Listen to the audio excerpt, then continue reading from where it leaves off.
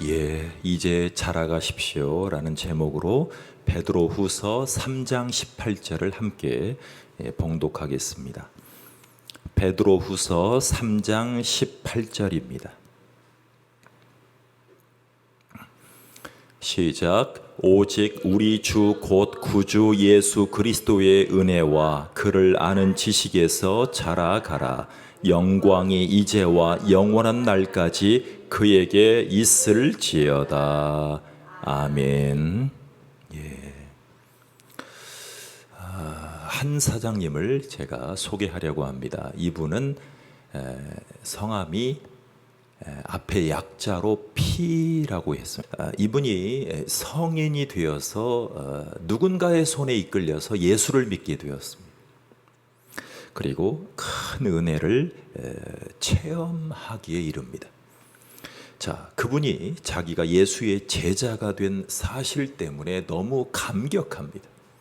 그리고 신앙생활을 기쁨으로 하기 시작했습니다. 자, 가끔 기도할 때 응답을 받기도 합니다. 자, 이분이 종사하는 그가 사장으로 종사하는 업종은 수산업입니다. 물고기 잡고요. 그런데 이분이 사업이 어려울 때, 가정이 어려울 때마다 주님 앞에 매달려서 이렇게 기도합니다. 그때마다 하나님이 도와주시는데 신앙적으로 얘기하면 하나님이 간섭합니다. 특별하게 간섭해 주시고 도와주시기 시작합니다. 자, 그래서 이 수산업계에서는 이분을 가리켜서 뭐라고 얘기를 하냐면 가끔 기적까지도 경험하는 사장님이다, 이렇게 얘기들을 합니다. 자, 그런데 사업이 좋을 때만 있진 않죠. 그러니까 사업이 어려워지니까 이분이 마음이 흔들거리기 시작합니다. 그래서 자기 사업을 잘 이렇게 일으키기 위해서 보통 하는 일들이 있죠. 자, 행세 좀 한다는 장님들을 만나러 다니기 시작합니다. 정치적으로나 경제적으로나 은행 장님들 그리고 사회 유력 인사들을 행사할 때마다 계속 찾아다니면서 식사도 사드리고 어디도 같이 가드리고 선물도 드리고, 그러니까 계속 타협을 시도합니다. 자, 그러다가 문득 이 P 사장님에게 어떤 유력한 사람이 이렇게 얘기를 하는 겁니다. 자네 예수 믿나? 자네 예수 믿나? 순간적으로 이 P 사장님의 머릿속에 저분은 다른 종교를 가지고 있어서 나에게 물어보는구나 라고 마음이 흔들리기 시작합니다. 아닙니다. 저는 예전에는 좀 열심히 다녔는데 지금은 다른 사람이 갈 때, 가족이 갈 때 가끔 따라다닙니다. 이렇게 얘기를 합니다. 그런데 지금은 크게 종교에 빠져서 흥미를 가질 정도는 아니고 가끔 갑니다.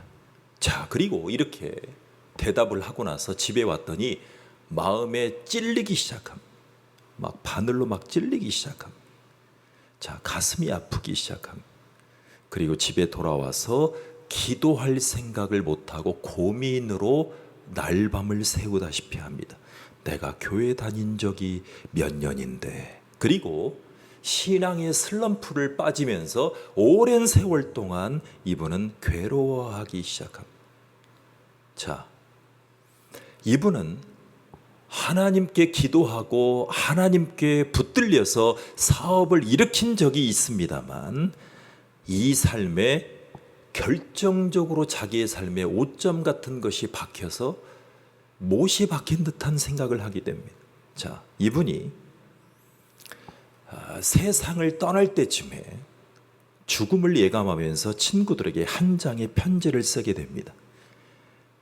나처럼 이렇게 신앙을 변절했던 이 고백을 했던 것처럼 여러분들은 그렇게 신앙생활을 하지 말라고, 그리고 안정적으로 성숙하면서 신앙 안에서 자라가라고, 열심히 그것을 내 평생에 깨달았던 것을 여러분들은 지속해서 자라가라고 이렇게 얘기를 해줍니다. 그래서 자기 신앙의 기초가 얼마나 취약했는가를 자기 주변의 사람들에게 계속 얘기를 해줍니다. 그래서 나처럼 신앙생활하지 말고 지속적으로 성경과 기도에 힘쓰면서 하나님을 배신하지 말라는 편지 한 장을 쓰게 됩니다. 자, 이 편지가 바로 오늘의 본문입니다. 이 PC는 피터입니다. 피터. 베드로입니다. 베드로. 여러분 오늘 베드로 후서를 읽으셨어요. 자, 피터 씨, 베드로예요. 베드로 씨. 여러분, 자기의 삶이 흔들릴 때 3번이나 예수님을 배반한 적이 있었던 사람입니다. 그리고 저주까지 했던 사람이에요. 이것을 자기 마음속에 늘 평생의 후회로 삼았던 사람 바로 피터 씨, 베드로 씨입니다. 여러분 우리가 오늘 본문을 읽었지만 베드로후서 1장 10절에 보면 베드로가 자기 일생의 오점에 대해서 얘기를 하는 장면이 나와요. 그 마음속에 기억을 하고 있어요. 자, 베드로후서 1장 10절을 같이 한번 읽어보겠습니다. 시작. 자, 베드로후서 1장 10절이에요. 시작. 그러므로 형제들아 더욱 힘써 너희 부르심과 택하심을 굳게 하라. 너희가 이것을 행한즉 언제든지 실족치 아니하리라 라고 했어요. 여러분, 저는 마음이 아파요. 지금 여기에서 가까운 동네에서 잼버리 스카우트 대회가 열리고 있죠. 그런데 제가 스카우트 대회가 열리기 하루 전에 서울에 다녀왔는데 많은 학생들이 스카우트복을 입고 서울을 구경하고 있었어요. 그리고 내일이면 새만금에 가서 스카우트 대회를 할 텐데 저 친구들이 세계에서 찾아온 5만여 명의 리더로 커나갈 형제 자매들인데 하나님 전 세계에서 왔는데 약 150개 나라에서 왔어요. 이 전라북도에서 이 새만금 잼버리 대회를 끝나고 세계로 나아가서 한국에 대해서 잘 얘기했으면 좋겠다. 그런데 지금 많은 우려와 위기 가운데서 치러지고 있습니다. 너무나 안타까운 여러 가지 상황들이 있지만 저는 이런 생각을 해봤어요. 대통령이 나서서 막 얼음도 갖다 주고 막 무더위도 이렇게 하고 있지만 저는 너무나 가슴이 아파요. 군산시 국회의원 출신인 김관영 도지사께서 주도적으로 책임도 지고 주도적으로 그 영광도 전라북 도지사가 챙겼으면 좋겠는데 우리 이 지역의 주권적인 리더들의 이름이 자꾸 사장되는 것을 보고 실족치 아니하리라 이 말씀이 떠올랐습니다. 너무나 가슴이 아파요. 우리가 벌인 잔치에 우리 리더들과 시민들이 빠지고 비난을 받는 이 상황. 여러분, 베드로는 너희가 이것을 행한즉 언제든지 실족치 아니하리라 그랬습니다. 여러분, 실족이란 단어가 거슬려요. 여러분, 너희 부르심과 택하심을 굳게 하라. 견고한 신앙이 필요해요. 그런데 베드로 사장님은 실족할 수 있다라고 이 편지를 쓰면서 자기의 실족했던 인생의 경험을 반추하고 있어요. 여러분, 베드로는 이렇게 고백한 적이 있어요. 이는 우리 주 예수 그리스도께서 내게 지시하신 것 같이 나도 이 장막을 벗어날 것이 임박할 줄을 알미라 그랬습니다. 여러분, 베드로가 지금 자기의 죽음을 예감하고 있어요. 그러니까 자기의 이 육신의 장막이 벗어날 때가 가까이 오고 있다라고 얘기를 하고 있어요. 여러분, 베드로후서 1장 15절에 보면 이렇게 나와 있어요. 내가 힘써 너희로 하여금 나의 떠난 후에라도, 이렇게 얘기를 합니다. 여러분, 베드로는 지금 자기가 목회하는 성도들에게 이렇게 권면하고 있어요. 그러니까 내가 떠나간 후에 필요할 때는 이 말씀을 꼭 새겨라. 이 말씀을 꼭 새기라는 것이. 자, 베드로의 유언 같은 말씀이에요. 여러분, 이 편지의 마지막에서 베드로는 뭐를 강조하고 있냐면, 자, 오직 우리 주 곧 구주 예수 그리스도의 은혜와 저를 아는 지식에서, 이런 말을 해요. 자, 따라서 한번 해봅니다. 예수 그리스도의 은혜와 저를 아는 지식에서. 여러분, 베드로는 지금 어떤 말을 하고 싶냐면, 예수 그리스도의 은혜와 저를 아는 지식에서 자라가라, 이렇게 얘기하고 있어요. 자라가라.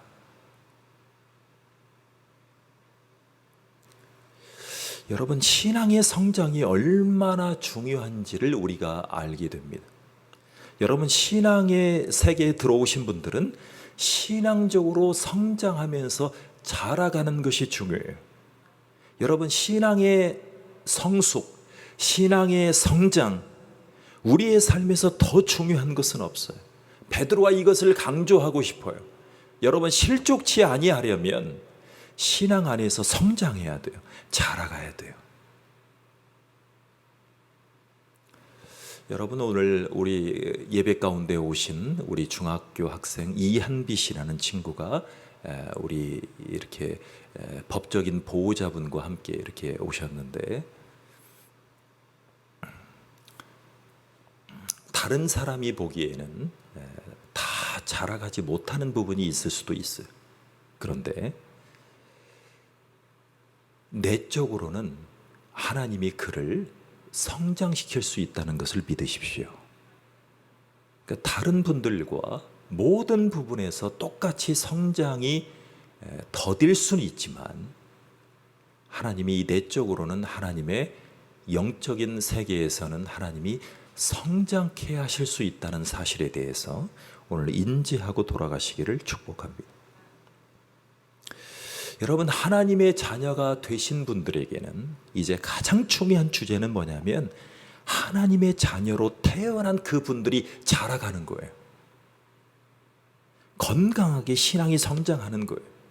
자, 그런데 베드로가 지금 자기 일생을 반추하면서 신앙 성장에 절대적으로 필요한 두 가지를 강조해요. 여러분, 베드로는 예수님을 3번 부인한 적이 있어요. 왜? 자기 목숨 때문에 그랬어요. 자기 목숨 때문에. 육신의 안전 때문에 그랬어요. 예수님이 십자가에 끌려가실 때 예수님의 제자라고 얘기를 하면 자기도 같이 끌려갈까 봐 자기의 목숨을 안전하게 담보하려고 예수님을 배반한 적이 있어요. 그런데 여러분, 우리가 신앙 성장의 이 베드로에게 이 삶을 반추하면서 두 가지 요소를 우리가 강조하고 싶어요. 자, 오직 우리 주 그리스도 예수 그리스도의 은혜와라고 표현했습니다. 예수 그리스도의 은혜와. 먼저는 은혜라는 단어를 씁니다. 은혜. 여러분, 그레이스예요. 은혜. 은혜와 그 다음에 저를 아는 지식에서 자라가라 그랬어요. 여러분, 은혜와 지식을 기억하십시오. 여러분, 이 두 개의 단어는 강조되고 있어요. 자, 우리의 신앙이 어떻게 하면 제대로 성장할 수 있을까? 그것은 바로 첫 번째는 은혜예요. 은혜. 즉, 예수 그리스도의 은혜를 사모하셔야 돼요. 예수 그리스도의 은혜.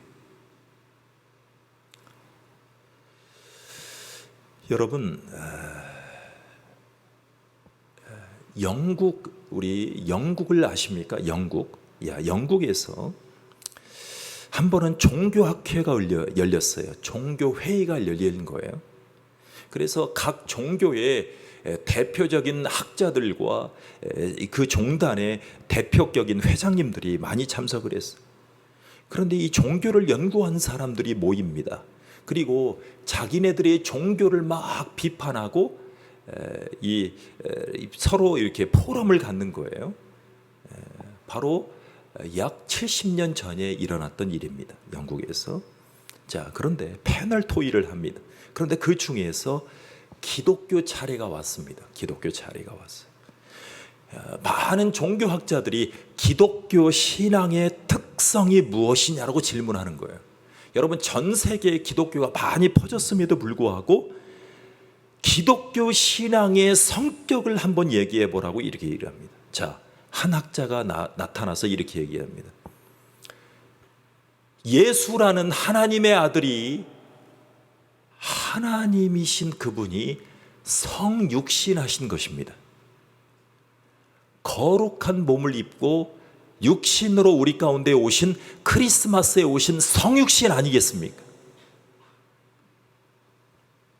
하나님이 육신을 입고 이 땅에 오신 이 성육신 같은 사건이 기독교의 가장 큰 성격이 아닐까요? 자, 누군가가 이 반론을 얘기합니다. 그렇다면 이슬람교도 그렇지 않습니까? 기독교에만 있는 것이 아니지 않습니까? 그런데 성육신은 기독교 신앙의 아주 중요한 일입니다만, 신이 인간의 육신을 입고 이 세상에 나타났다? 이런 얘기는 다른 종교에도 나타나지 않습니까? 다른 경전에도 있는 곳이 있는 것으로 알고 있습니다. 자, 그래서 또 누군가 일어나서 얘기를 합니다. 기독교 신앙의 독특성은 부활에 있지 않습니까? 이스터, 우리의 구원자이신 예수님이 죽으시고 3일 만에 부활하셨다. 여러분들, 부활신앙, 기독교의 독특한 교리죠. 그런데 또 누군가가 이렇게 말합니다. 죽은 사람이 살아났다는 얘기는 다른 종교에도 보고된 적이 있지 않습니까? 자, 이때 옥스퍼드 대학교와 캠브리지 대학교에서 열심히 가르치고 있었던 신학자입니다. 문학자입니다. 유명한 C.S. 루이스라는 교수가 일어납니다. 자, 이분은 나니아 연대기, 순전한 기독교, 할리우드에서도 많이 영화화된 이 책의 저자이기도 합니다. 자, 이분이 C.S. 루이스 교수가 벌떡 일어나서 이렇게 말합니다. 그 대답은 의외로 쉽습니다. 기독교의 독특성은 은혜입니다. 은혜. 여러분, 은혜라는 말 앞에 모든 학자들이 다 동의했습니다. 자, 은혜가 뭘까요? 여러분, 은혜라는 것은 받을 자격이 없는 사람들에게 베풀어지는 사랑이에요. 자격이 없어요. 사랑받을 자격이 없어요. 죄를 범한 인간, 하나님의 저주와 진노를 받아 마땅한데 오히려 하나님이 그들을 받아주십니다. 그리고 용납합니다. 용서해 줍니다. 하나님의 자녀로 삼아주신다는 거예요. 여러분, 누군가는 태어나서 부한 집안에 태어납니다. 누군가는 태어날 때 장애를 입고 태어납니다. 여러분, 분당 서현역에서 일어난 사건을 전 세계 언론에 타전됩니다. 그 친구는 특목고 진학에 실패했습니다. 여기까지 저의 인생하고 비슷합니다. 저도 대학 입시에 떨어진 적이 있습니다. 그리고 좌절의 실망감에 부하지 않은 가정생활에 배달 노동자로 살아갑니다. 여러분, 인생이 배달 아닙니까? 꼭 음식만 배달한다고 해서 배달입니까? 사람들에게 사람을 연결해 주는 것도 배달이고, 내가 가정에서 식사할 때 가족에게 스푼 놓을 때도 젓가락 놓을 때도 배달입니다. 배달의 인생을 다 살아가요. 그런데 이 친구에게 분열성 성격적 장애가 있다는 소식이 들리고 이 친구는 경찰을 몰고 부딪히고 식칼을 들고 14명을 찔렀습니다. 그리고 어제 한밤중에 60대 아주머니께서 사망했습니다. 여러분, 이 친구가 이 말씀을 듣고 이 말씀을 믿었다면 어땠을까요? 자, 성경에 에베소서에 이런 말씀이 있어요. 너희가 그 은혜로 인하여 믿음으로 말미암아 그랬어요. 자, 너희가 그 은혜로 인하여 믿음으로 말미암아 구원을 얻었나니 이것이 너희에게서 난 것이 아니고 하나님의 선물이라 그랬어요. 여러분, 그 다음에 행위에서 난 것이 아니니란 말씀이 나와요. 여러분, 이 세상의 행복은 내가 잘했다 그래서 내가 좋은 행위를 했다고 해서 하나님의 선물을 받는 게 아니에요. 우리의 행동을 들고 창조주 앞에 우리가 섰을 때 설 수 있는 사람은 한 사람도 없다라고 그랬어요. 우리를 심판하실 심판자 앞에 자기의 행위를 들고 자기가 최선을 다해서 살아갔던 인생일지라도 내가 몸부림치면서 의롭게 살았을지라도 의를 추구하는 행위를 살았을지라도 하나님 앞에서는 통하지 않아요. 내가 아무리 착한 일을 하고 의롭게 인생을 살았을지라도 하나님 앞에 나와서 내가 자랑할 수 있는, 하나님 앞에 통할 수 있는 것들이 아무것도 없어요. 그래서 어떻게 표현을 하냐면 행위에서 난 것이 아니고 행위로만 보면 주 앞에 설 수가 없어요. 이것을 뭐라고 얘기를 하냐면 죄인들이라고 얘기를 해요. 여러분, 하나님 앞에 받아들여지는 사람이 누군 줄 아십니까? 자, 주님께서 받아주시는 영혼들은 내 모든 것들을 용납해 주시고 용서해 주시고 그리고 하나님의 자녀 삼아 주시는 그 은혜 앞에 서는 자들이에요. 은혜 앞에 서는 자들. 이것이 은혜예요. 놀라우신 은혜예요. 여러분, 어메이징 그레이스라는 우리가 찬양을 아까 했어요. 이 찬양 모르는 분 없을 거예요. 다 들어보셨을 거예요. 나 같은 죄인 살리신 주 은혜 놀라워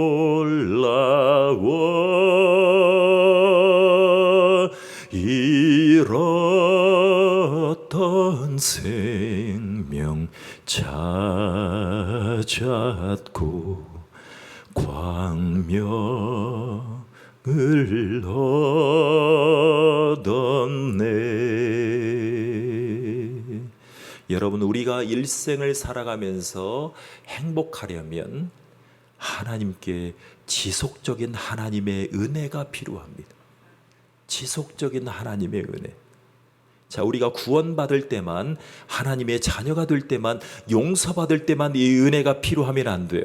자, 피사장님처럼 구원받을 때만 하나님 저를 구원해 주세요. 그리고 그때만 필요한 것이 아니에요.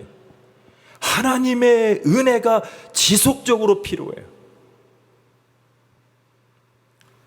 여러분, 제가 지지난주에 영국 연방을 다녀왔어요. 성지순례를 다녀왔는데, 자, 영국 교회에서 마침 일어난 예화를 한 가지 드리고 싶어요. 여러분,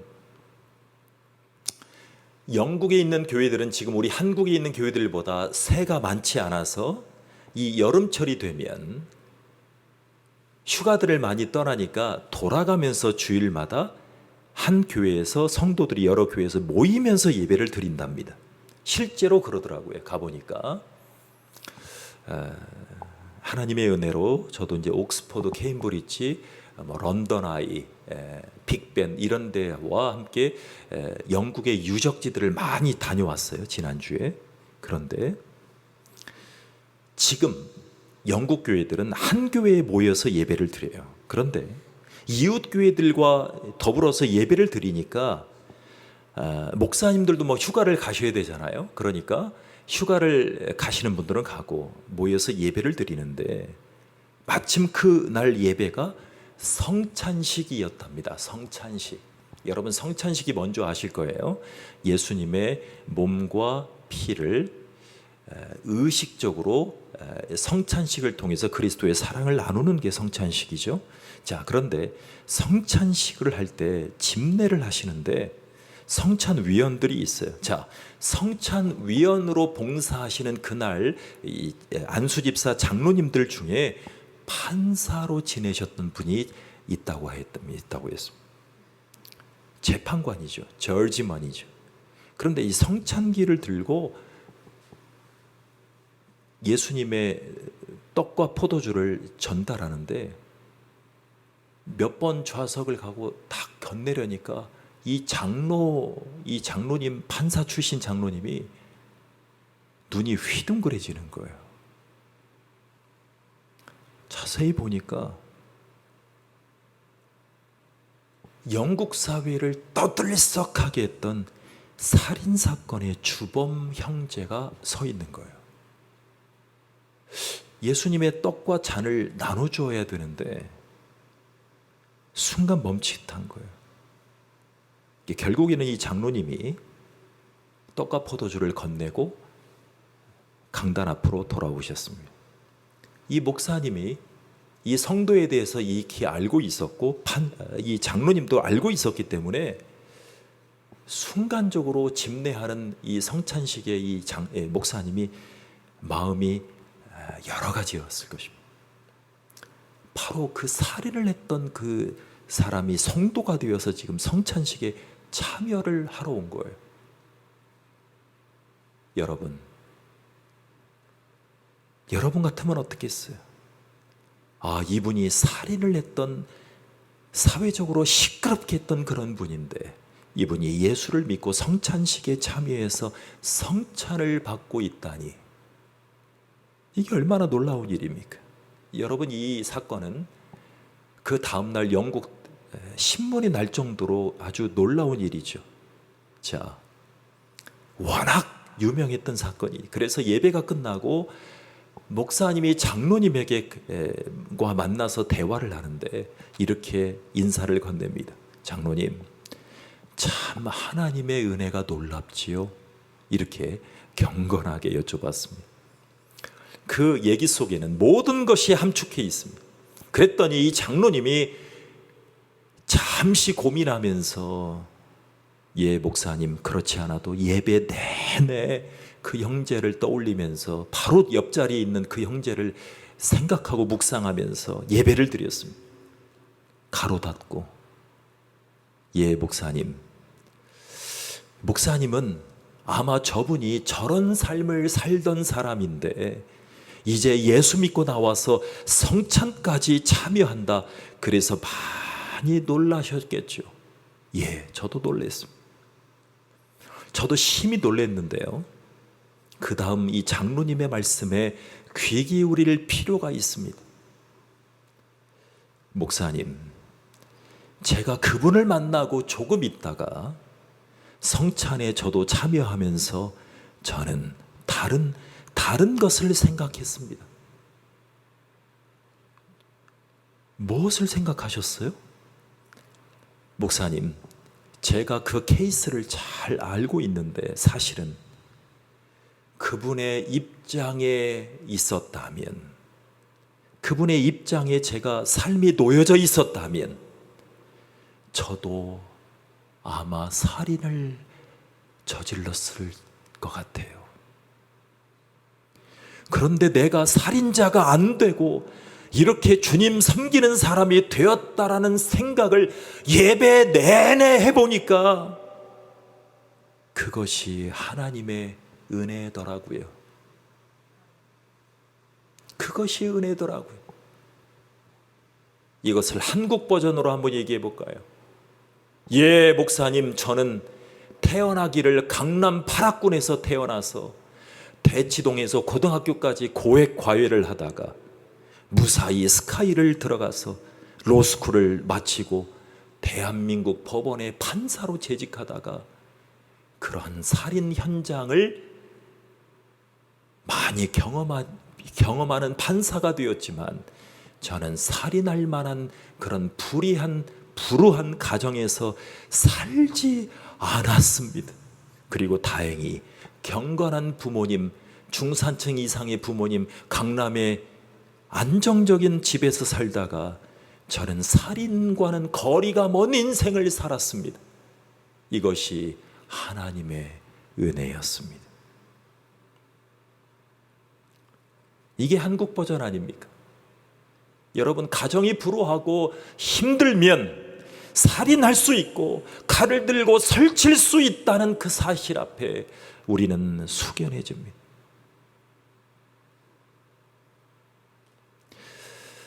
모르긴 몰라도 분당의 기독교 복음화율이 높은데 14명의 사상자 중에 성도들이 아마 포함되어 있을 겁니다.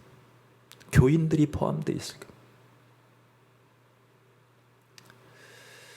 너무나 안타깝지만 여러분, 우리가 용서받기 위해서 하나님의 은혜가 필요하지만 우리가 죄 짓지 않고 건강한 삶을, 큰 죄를 짓지 않고 건강한 삶을 살 수 있다는 것, 여러분, 축복된 삶을 날마다 살아갈 수 있다는 것, 이것이 은혜라는 것입니다. 은혜라는 거예요. 은혜. 여기 지금 이 자리에 대형교회가 아닙니다만 사회복지사님이 2분 앉아 계십니다. 이것이 은혜 아닙니까? 내 삶을 내가 건천할 수 있으니까 다른 일을 도울 수 있다는 그 자체가 하나님의 은혜입니다.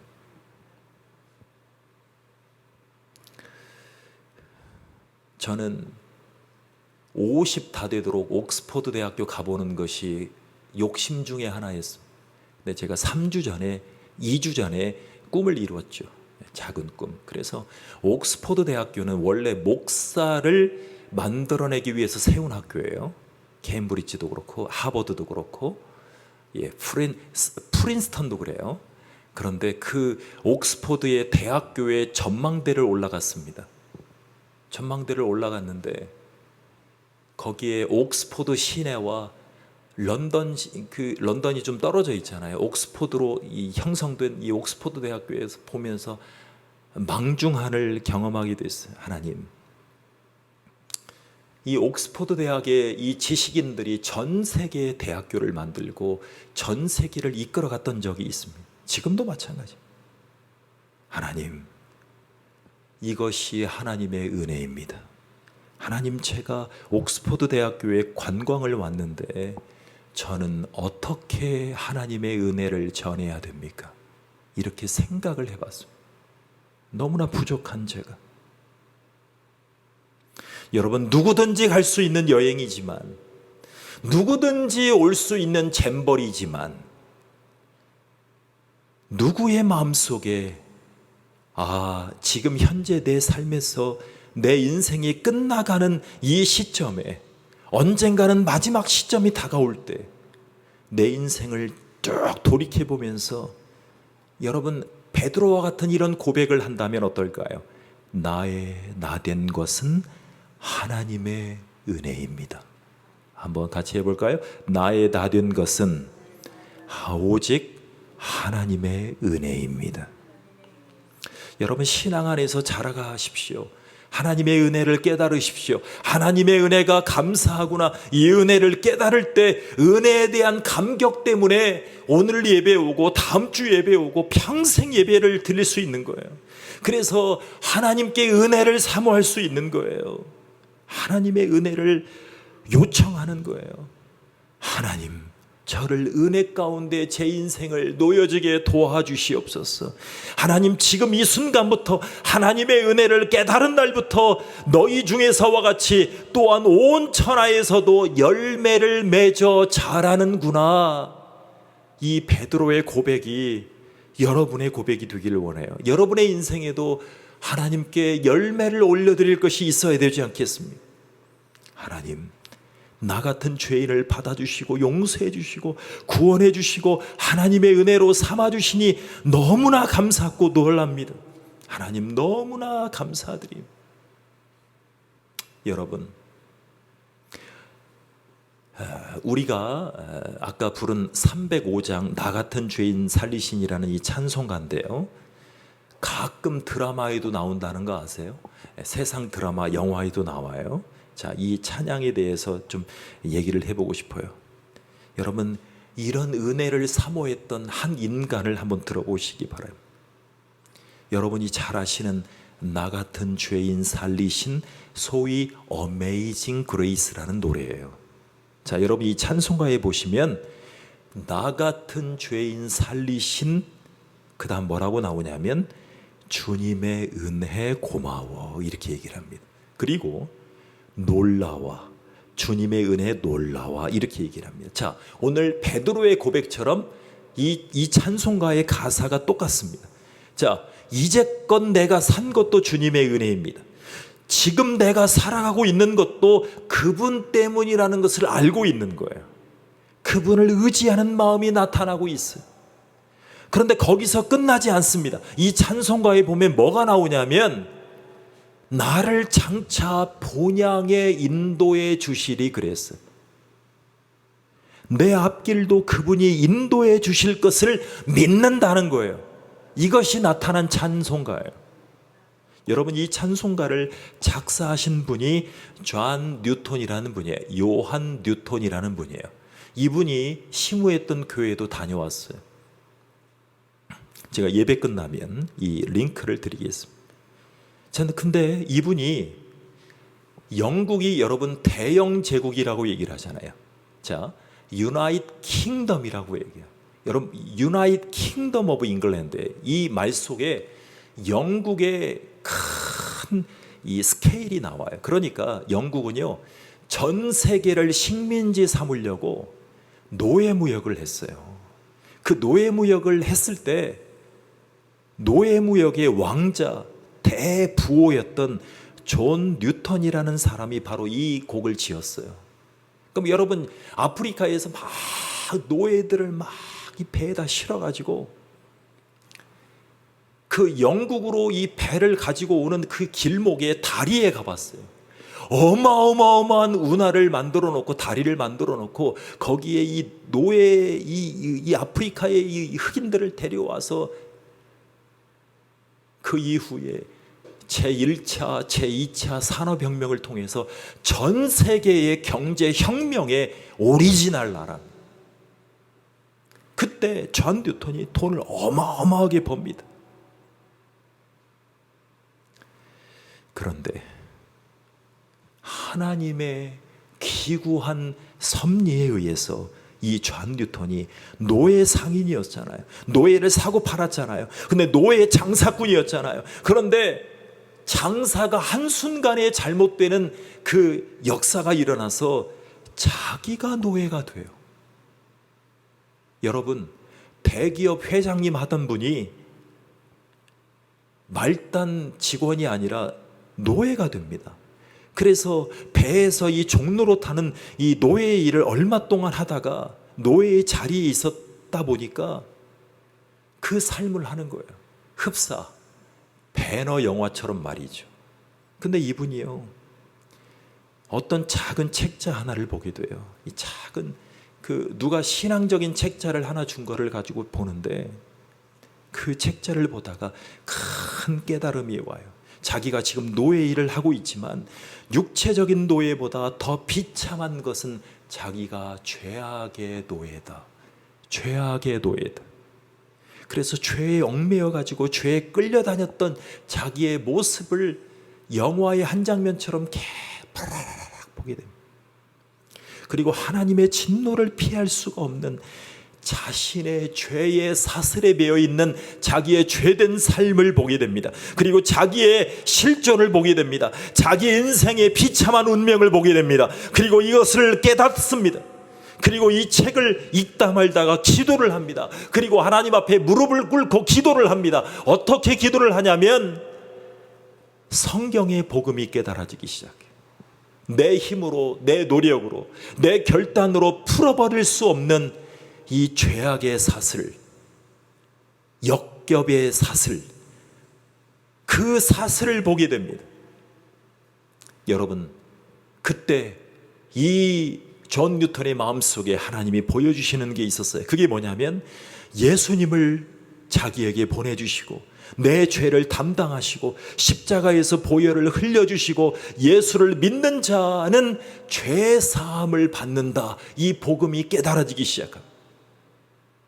이 복음이 깨달아지면서 자기 마음속에 놀라운 자유가 임하기 시작합니다. 그리고 하나님의 은혜에 감사해서 그때에 붓을 들어서 작사한 곡이 바로 이 찬송가입니다. 여러분, 이 찬송가는 모든 세상의 음악을 통틀어서 BTS가 그 울려 퍼지는 조회수보다 역사 이래로 이 찬송가는 전 세계인들의 마음을 때립니다.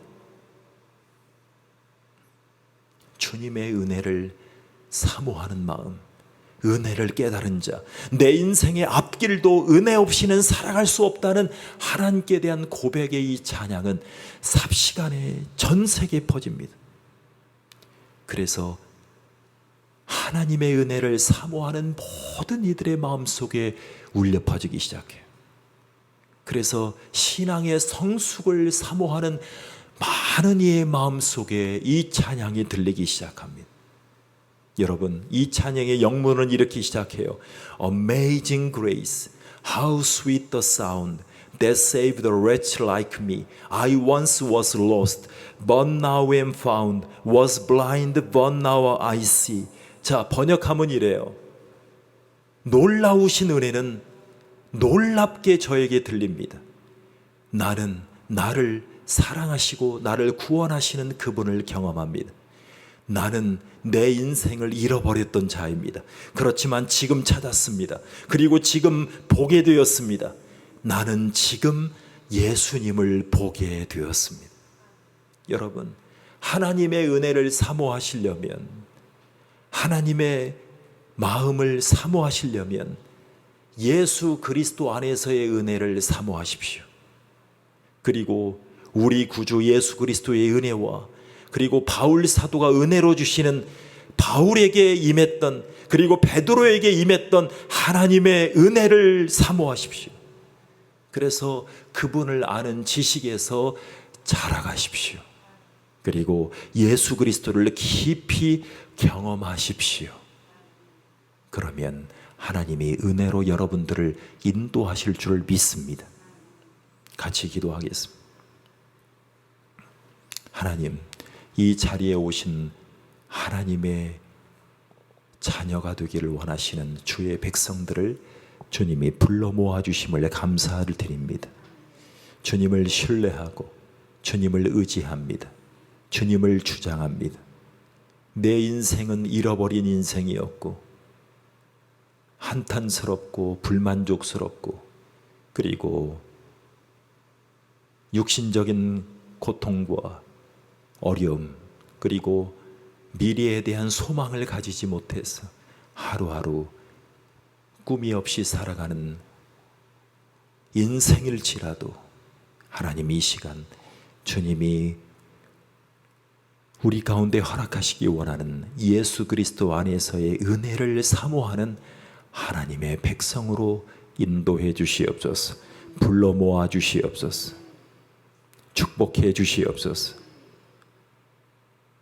오직 예수 그리스도의 축복하시는 은혜를 사모하는 하나님의 백성으로 인도해 주시옵소서. 제가 여러분들을 위해서 다시 한번 기도하고 그리고 하나님의 부르심으로 여러분들을 말씀을 전할 겁니다.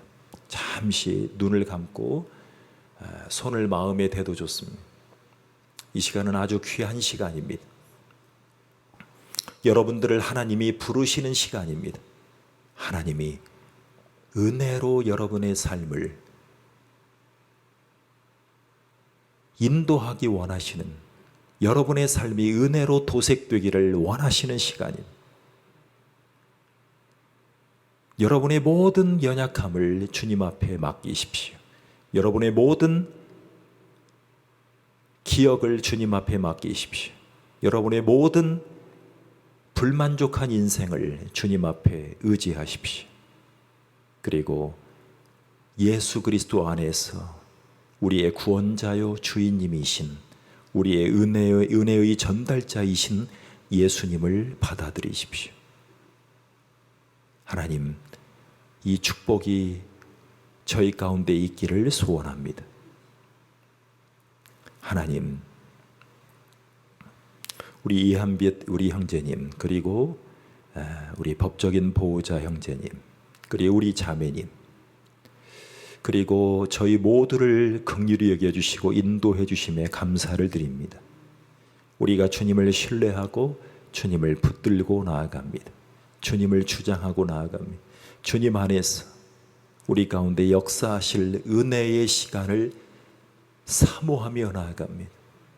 하나님, 우리의 인생을 비춰주시고 우리 인생의 소망이 되시는 예수 그리스도를 경험할 수 있도록 축복해 주시옵소서.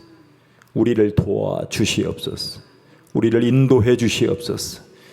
우리 형제님들, 우리 자매님 마음속에 예수님을 초청하고 예수님이 그의 마음에 역사하는 인생이 될 수 있도록, 예수님 손에 붙잡히는 인생이 될 수 있도록 축복해 주시옵소서. 예수님의 이름으로 기도하옵나이다. 아멘. 지금은 우리를 구원하러 오신 성자 예수님의 우리를 향한 중보하심과, 그리고 우리를 너무나 사랑하셔서 예수님을 통한 은혜로 우리의 삶을 여기까지 인도해 오신 하나님 아버지의 사랑하심과, 지금부터 예수 그리스도의 은혜를 사모하여 일평생 하나님의 은혜가 지속되길 원하는 믿음 생활에 주님 앞에 헌신하기를 원하는 모든 성도님들 위해 영원토록 함께 계실지어다. 아멘.